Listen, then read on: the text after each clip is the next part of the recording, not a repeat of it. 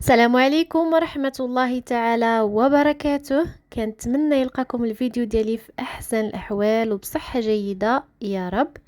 ان شاء الله اليوم اقتراح جديد سهل وسريع والمذاق ديالو اكثر من رائع. مذاق جديد، مذاق متميز، ما يمكنش تجربيها وما توليش عندك معتمدة، واللي ذاقها عندك ما غيمشي حتى يطلب منك الوصفة. فبسم الله على بركة الله غنبداو مباشرة في الطريقة مع ذكر المقادير كيف العادة. عندي هنايا 2 كؤوس ديال السميدة الرقيقة او لا ما يعادل 250 غرام السميدة الرقيقة ماشي دقيق الفينو. كنوضعهم في مقلاة وكنديرها على نار متوسطة وكنبقى نحرك فيه شوية بشوية حتى كتحمر. ضروري توقفوا وحدها، غير كتسخن المقلاة كتنقصوا النار باش ما تحرقش لكم، وضروري تبقاو وحدها تبقاو تحركوا فيها بهذا الشكل هذا حتى كتاخذ لكم واحد اللوين ذهبي بهذه الطريقه هذه. كنطفيو عليها النار وكنفرغها في واحد الاناء بهذا الشكل هذا باش كنخليها تبرد، وكنرجع لنفس المقلاة وهي محدها سخونه.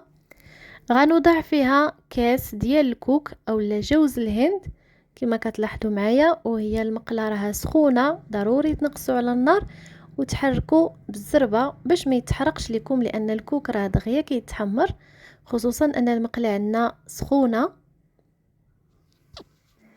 كتبقاو تحركوا فيه حتى كيولي عندكم بهذا اللون هذا، كيكون مذهب بهذا الشكل هذا. غنطفي عليه وغنخليه يبرد جانبا.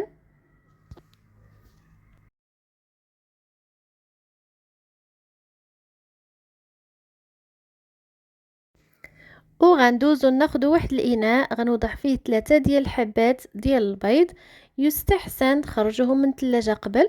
غنضيف عليهم كاس الا ربع من سكر حبيبات مع رشه صغيره من الملح وساشي من سكر منسم بالفانيلا.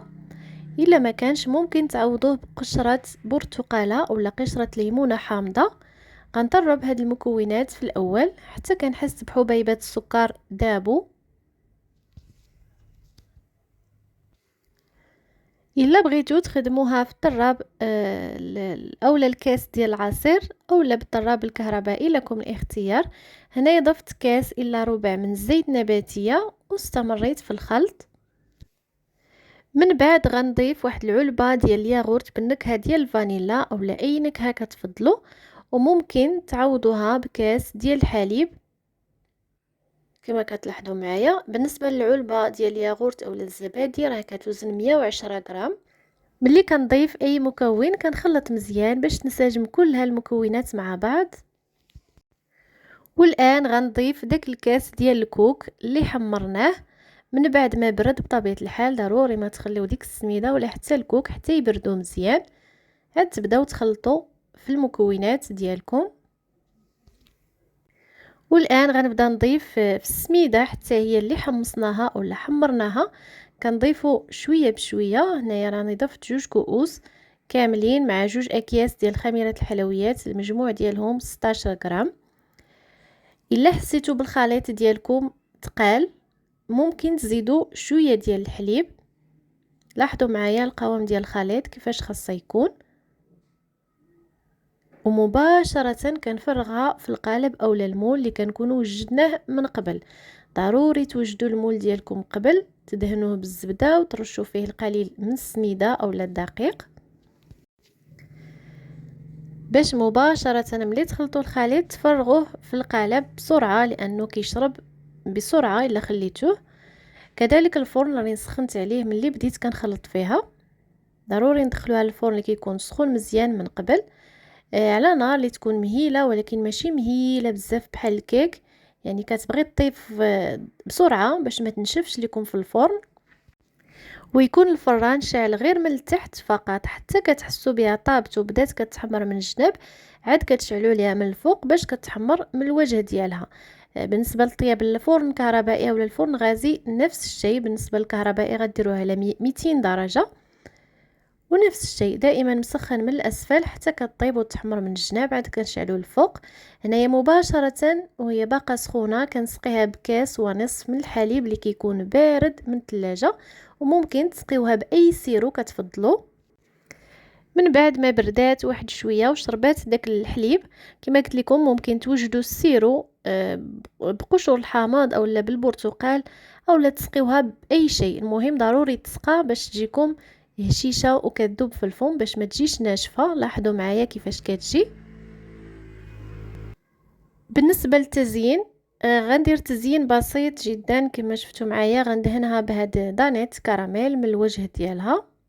ممكن تزينوها على حسب الرغبه ديالكم، تدهنوها بالكونفيتور اولا بالشوكولات اولا ترشوها بالكوك. المهم تزيين كيبقى لكم الاختيار، ممكن تزينوها كيف ما بغيتو وبداك الشيء اللي متوفر عندكم. ممكن ديروا 2 دانيت شوكولا الا بغيتوها تجي فيها الكراميل.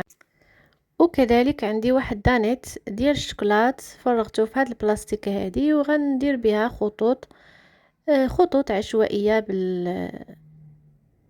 بالعرض وبالطول.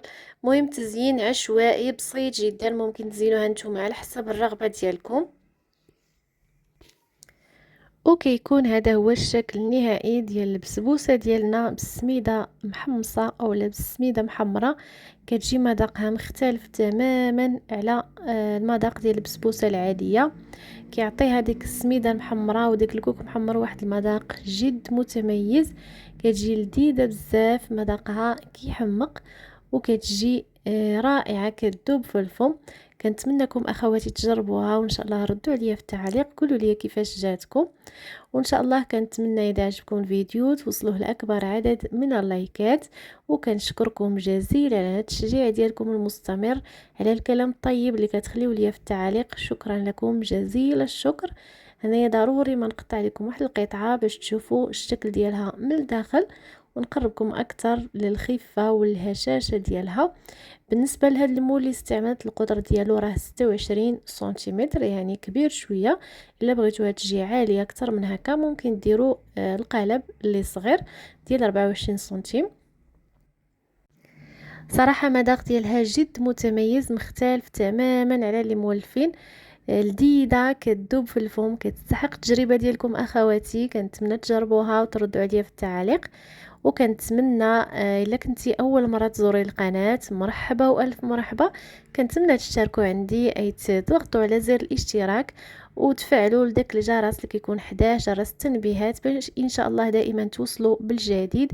كنشكركم جزيل الشكر على حسن المتابعه ديالكم، وان شاء الله نتلاقى بكم في فيديو اخر. دمتم في رعاية الله، والسلام عليكم ورحمة الله.